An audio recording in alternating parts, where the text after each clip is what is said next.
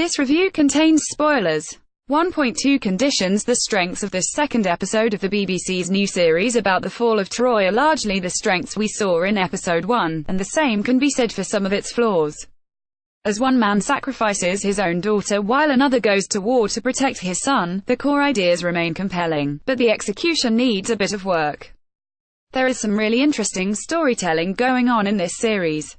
In this second episode, we see the consequences of a diplomatic incident snowball out of control until a bloody war has been started.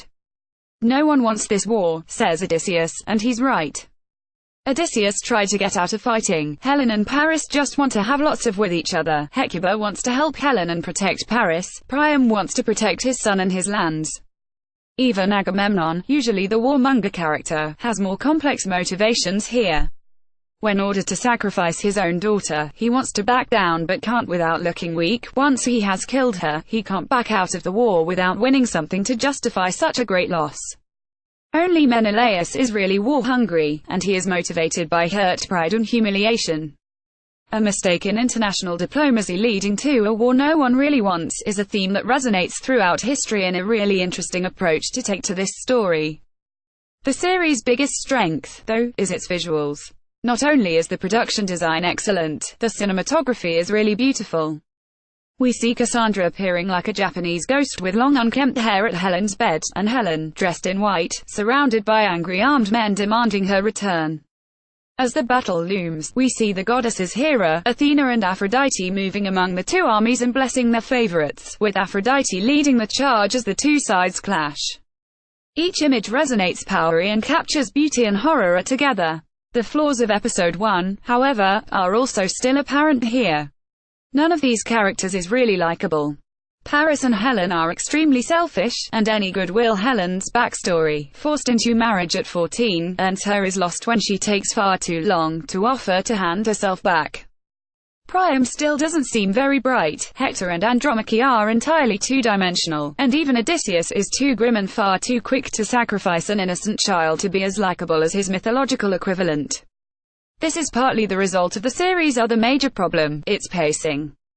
The show is in such a hurry to get us to the war that it rushes all the preliminaries, leaving us no time to get to know these characters before they head into battle.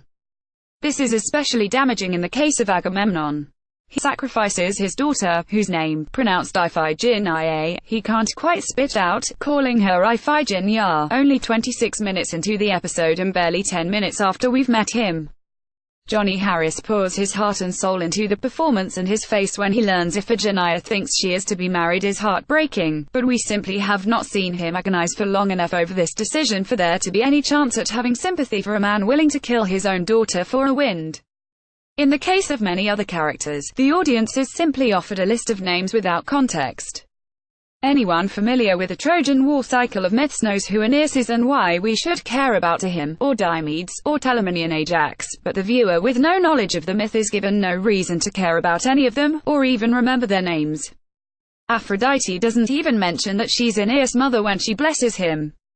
Even for those of us who do know the story, just knowing the bare bones of the plot is not enough to make us care for these characters. There's too much of a tendency to just tell us about them. Achilles is a great and handsome warrior, Odysseus is clever, without actually showing us any of these qualities.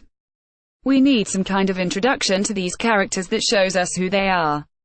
A bit of humor wouldn't go amiss either. The whole thing is still unbearably po-faced and serious.